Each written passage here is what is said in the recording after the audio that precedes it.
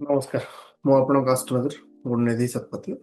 Specifically ଆପଣଙ୍କର କୁଣ୍ଡଳୀରେ ବା ଆପଣଙ୍କ ଜାତକରେ ଆପଣ ଟ୍ରେଡିଂ ବା ଯେକୌଣସି ବିଜନେସ୍ କରନ୍ତୁ, ଟ୍ରେଡିଂ କରନ୍ତୁ ବା ଯାହା ବି କିଛି କରନ୍ତୁ, ତା ପାଇଁ କି ଗୋଟେ ଗ୍ରହ ଅଛି, ଆମର ହେଲା ବୁଧ କୁହାଯାଏ। ବା ତାକୁ ଇଂଲିଶରେ ଆମେ ଆପଣଙ୍କର ଟ୍ରେଡିଂ ସହିତ ଆପଣଙ୍କ ଏଜୁକେସନ କେମିତି ହେବ, ଆଦିତ୍ୟ ବା ସନକୁ ଫଲୋ କରୁଥିବେ।